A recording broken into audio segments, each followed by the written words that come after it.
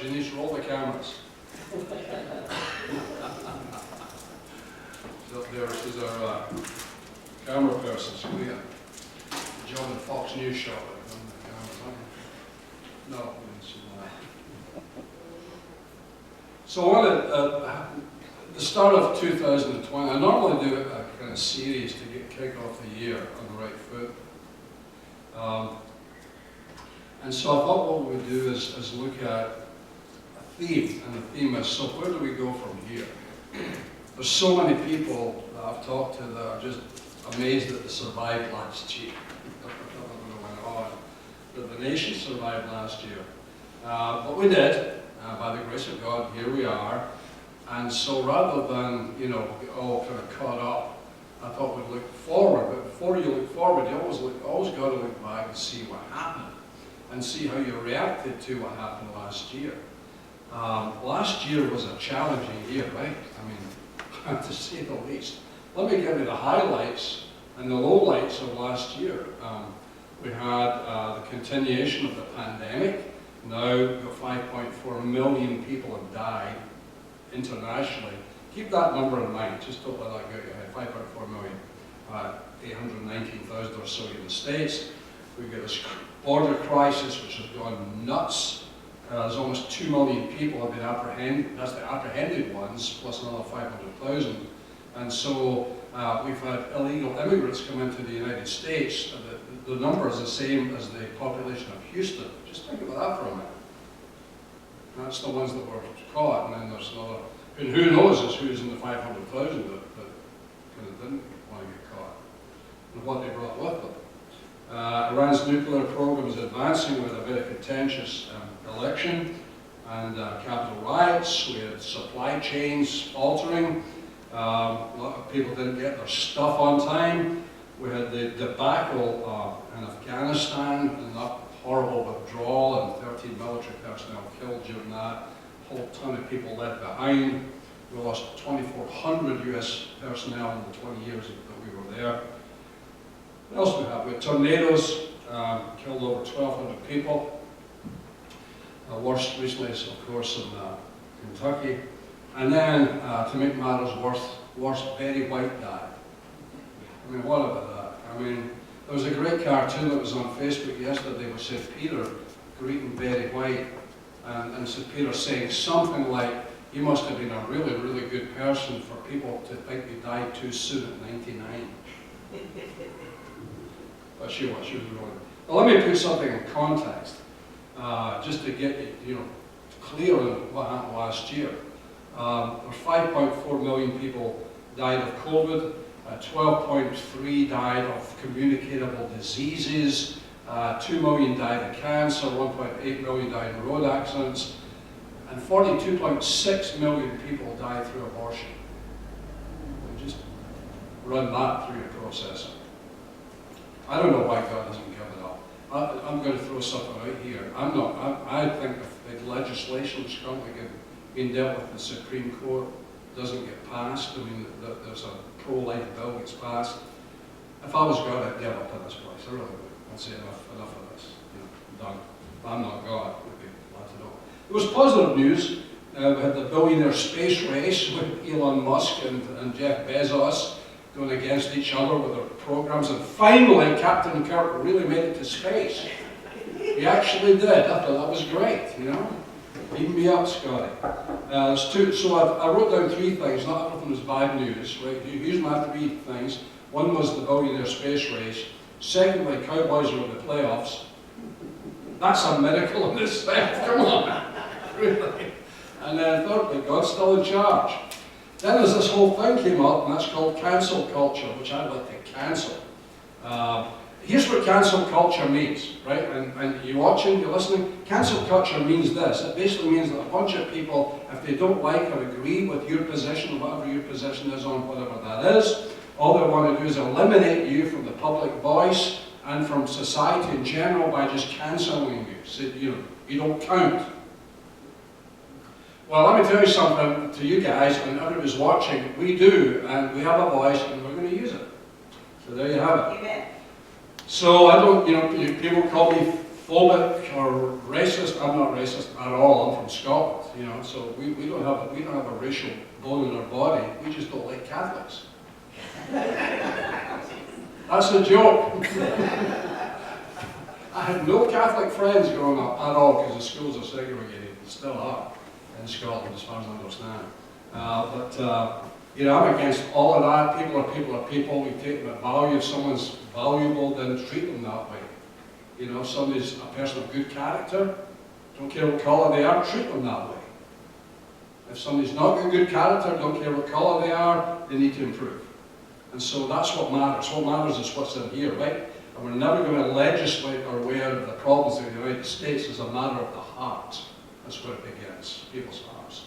So here's my list of 20 cliches and phrases that have popped up these last couple of years that I detest, and I hope, if I was president, I would cancel them. I would tell people you can't use these words anymore. And here's the words. Social distancing, done with that one. A new normal, fed up with that. Quarantine, lockdown, hate that word. Essential worker. Well, who is that? Who's an essential worker? Yeah. Shelter in place. Remember how many of you remember them telling us way back in the 60s and 70s, those of you that old, you know, if there's going to be a nuclear attack, just go underneath your desk at school. Yeah. That's a good idea. Well, that's the best you got. Flatten the curve. I thought that to do with dieting, but I guess not. Everybody, none of us likes this word, mandate. It just rankles you, mandate. Well, I've got other cliches I want to say. Some of them you'll know, some of them you won't. I hate people saying, this is unprecedented. You hear that in the news all the time. This is unprecedented. Find another one. Supply chain crisis, don't want to hear that. Border crisis, fed up with that. Fake news.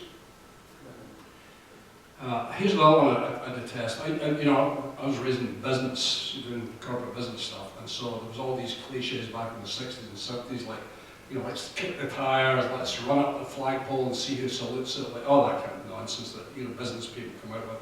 Well, here's another one I hate. Let's circle back. What, is it a wagon train? What's going on with that?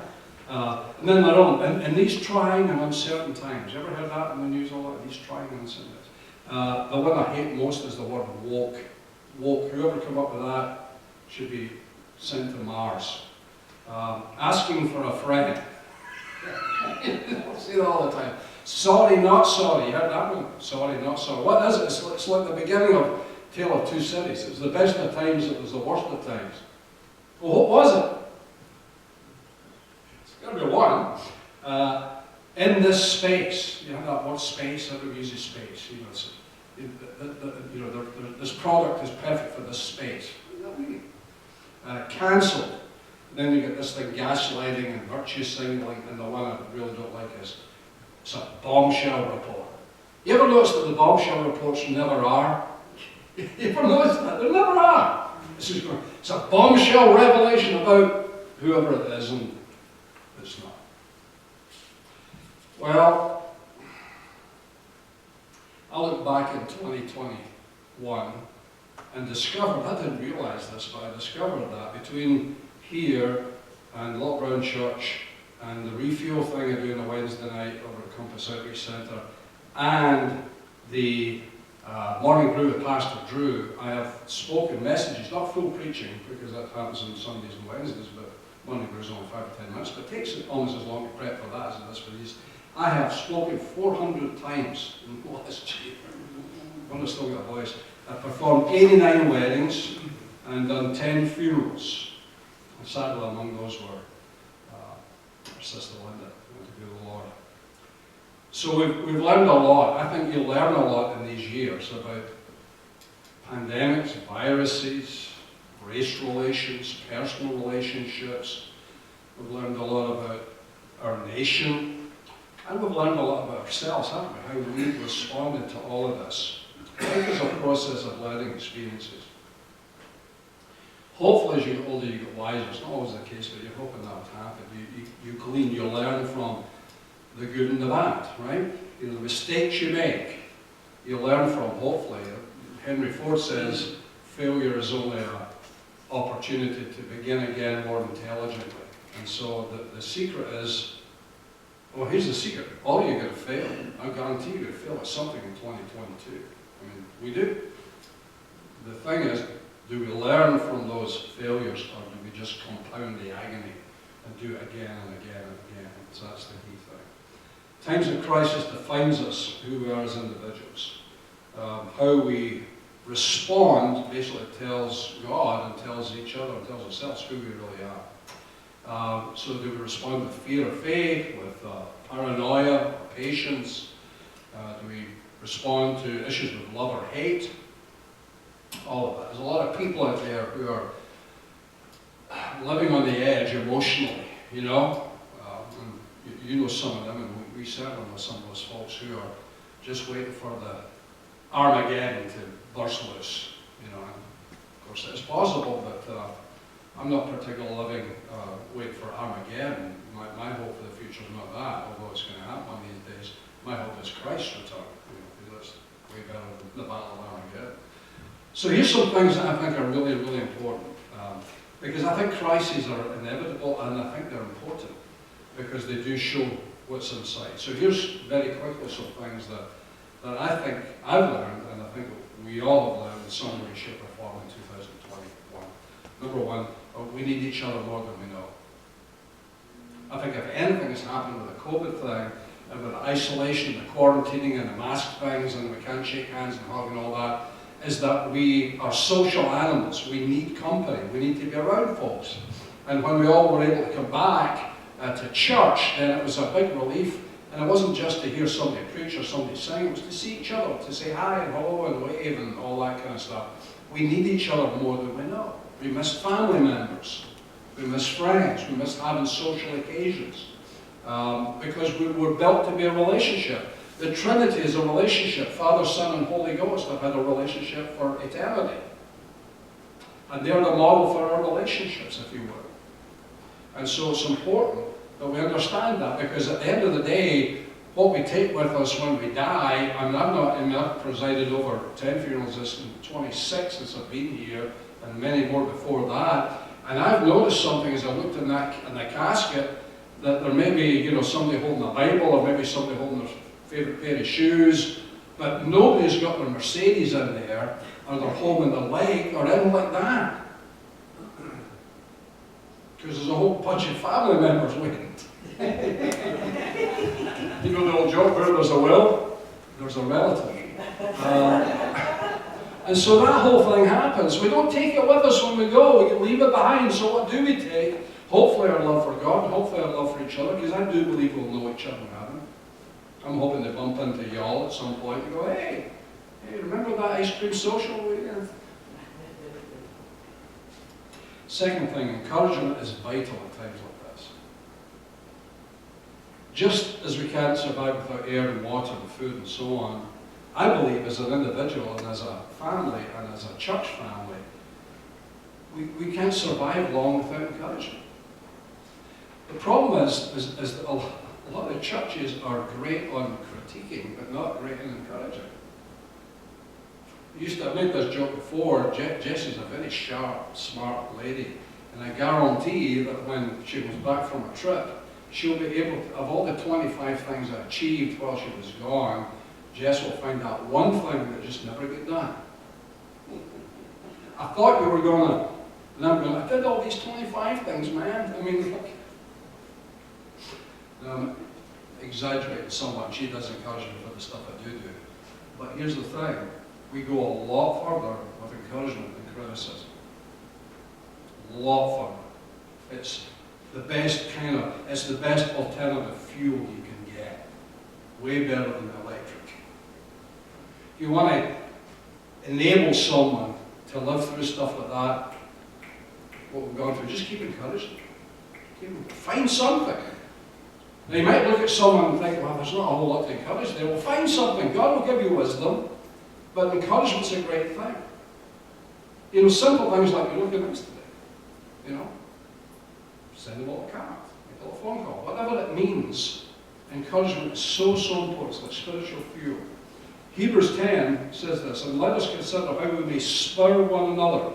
That's what you do, horses, right? To make it gallop, dig in. How can we spur one another? How can we get other folks to be more vigorous in their faith? Do more for the Lord? Well, let's consider how we may spur one another on towards love and good deeds. Not giving up meeting together as some in the habit of doing, but encouraging one another. And all the more as you see the day approaching. That's the day of the Lord. That's Christ's return. All the more. If you think that Jesus is coming back soon, then you will be encouraging people all the more. Because that's what the writer to the Hebrews. Encouragement is a real simple word. The first word is en, which is a Greek word which means in or into. And courage is courage, which is actually French, which is put courage into someone. There's a great verse in Job, chapter 4, where Eliphaz, one of Job's friends, who's kind of critical of him, but comes out with this truth in the middle of this whole thing. Eliphaz says to Job, and I'll quote you exactly what he said. He said, "Behold, you have instructed many, and you have strengthened the weak hands, and your words," talking to Job, "have upheld him who was stumbling, and you have made firm the feeble knees." Now, a friend of mine paraphrased this in such a way, he said this, "Your words have kept men on their feet." Your words have kept men on their feet. So I wonder how many times we could actually say that about ourselves. It's something that we said to someone when they were in the middle of a struggle or whatever they were going through. Our words kept someone going. Not just surging forward, just kept them going, kept standing on their feet. And there are folks out there, folks that we know, that need that kind of encouragement, because if they don't get it, they'll fall over, they'll fall down. Your words have kept men on their feet. I can't think of anything better that we could do in 2022 for one another is keep each other on their feet and spurring each other towards love and good deeds. That's a good vision. And I hate to say this, but I've been in churches and know of churches, because I used to be head of a denomination at one point, where the people, the congregation just sucked the life out of each other. It was like criticism after criticism after, "I don't like how the front door creaks. We should have painted the pews red instead of black." And stuff that means nothing to God. I don't know if I've offended everybody a lot around church, but I told them one time, I said, "You realize this building means nothing to God. There's no holy things anymore. There's holy people. But that's not a holy pew. It's not a holy communion table. They're not holy candles. They're just inanimate objects that we use for different reasons. But there's nothing holy about it. God didn't die for a church building. He died for the church. That's y'all. But I've been in so many churches where people just major on minors and concentrate on the little things that go wrong, and get all bent out of shape, and "You'll never see me again," all that kind of stuff. Well, my response to some of that is, well, either repent or good, see ya. There's such a thing as holy subtraction from churches as well as holy additions to churches. Oops. Thirdly, make every day count. Here's some Latin. Carpe diem means seize the day. Carpe diem, seize the day. The whole quote from the Roman poet Horace was this: Carpe diem quam minimum credula postero, which means seize the day, trusting as little as possible in the next one. I must have read the Bible. Because James says that. He says, "Now listen, you who say tomorrow, today or tomorrow we'll go do this and do that, etc., etc. Why? Don't you even know? Well, you don't even know what will happen tomorrow. What is your life? You're a mist that appears for a little while and then vanishes. Instead, you ought to say, if it is the Lord's will, we will live and do this and do that." We never know what tomorrow's going to bring. I bet those 13 service people who died at Kabul airport trying to help people get out of that horrible place all expected to be around in 2022. But they're not. Rachel and Stephen Brown, 4 kids and their grandmother from Bowling Green, Kentucky, who died in a tornado. I guess they all expected to be around in 2022, but they're not. We're hoping our sister Linda will be here in 2022, but she's not. She's with the Lord. Life is extremely fragile. You don't know. None of us know. And so we make all these grand predictions about what we're going to do, but we forget that our life, the Bible says man's breath is in the hands of God.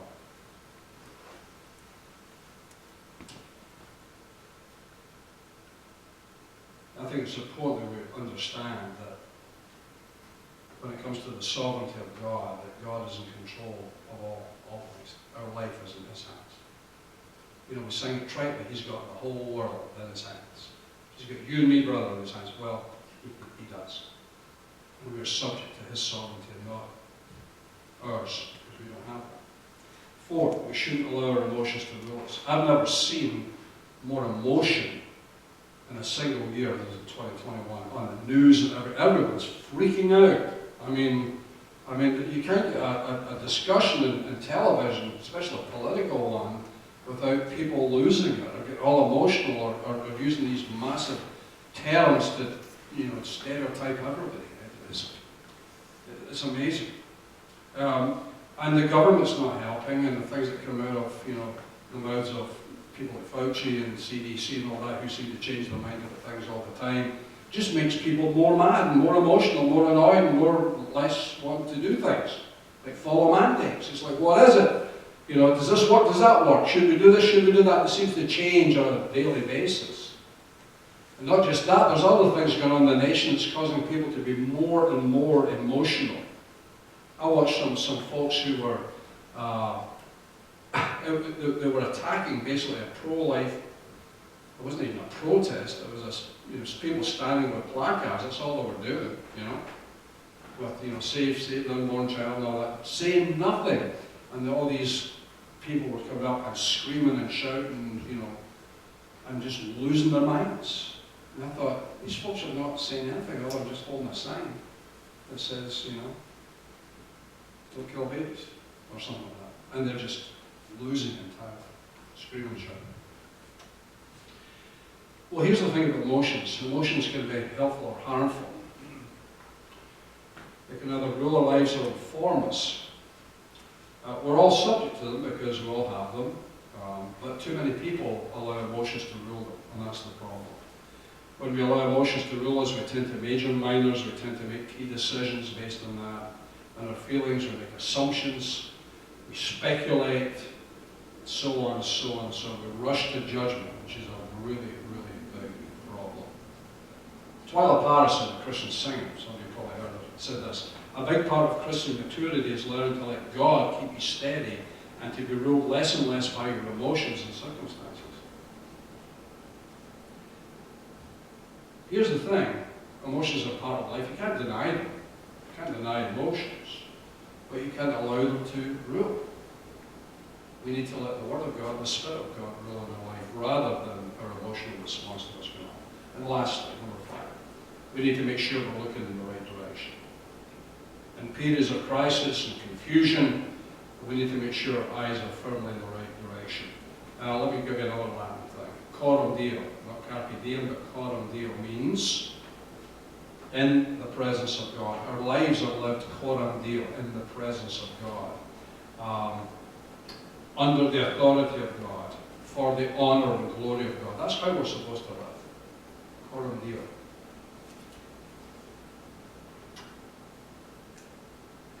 David writes in Psalm 121, verse 1, I to the hills lift my eyes. Then he goes on to say, where does my aid come from? Where does my help come from? Then he says, my help, my safety comes from the Lord who made heaven and earth. Now what's King David saying here? He's not a shepherd boy anymore. He is king, he is living in Jerusalem. This is the most topographically defended city anywhere. 7 hills that surround Jerusalem make it not impregnable, but difficult to defeat. And David knew that, plus the fact that his army that was well trained, he'd conquered all his foes, and he can look at that and think, I'm secure. This psalm would actually be sung by pilgrims as they went up the trail road towards Jerusalem for one of the great feasts. And so they would sing, well, I to the hills lift my eyes. Where does my help come from? Here's the thing. What David is saying is really simple. I'm not going to trust anything for my safety, my comfort, my future, anything. Not this stuff that you've made, God, not anything to do with that. But I'm going to trust in you, Lord. I'm going to lift my eyes to the hills and then look beyond that to the one who made heaven and earth.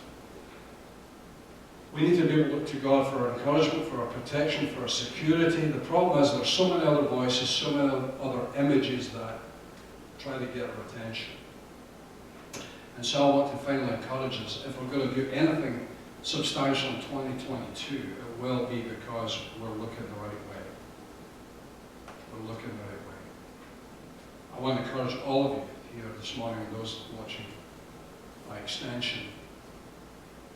If I was to give you one piece of advice for 2022 in the light of everything that probably will unfold in this coming year, and there's going to be a lot, there's going to be a very contentious mid-term election coming out this year. We're going to get bombarded again with political ads ad nauseum, as it goes on and on through the whole system. There's going to be other things. Obviously, the pandemic's not dissipating like we thought. And other things. Keep your eyes on the prize. Don't get distracted by all the noise, all that white noise that's going around. Keep your eyes on Christ. There's an old chorus we used to sing way back in the day. It said, turn your eyes upon Jesus. Look full in his wonderful face, and the things of the earth will grow strangely dim in the light of his glory and grace. Best advice I can give you. Let's pray. Heavenly Father, thank you for being so interested in us, even when we fail and falter, even when we get emotionalistic about things, even when we take our eyes off you. Thank you for never giving up. Help us, Lord, to start afresh this year. Focus on you. Help us to keep our eyes firmly fixed upon Jesus.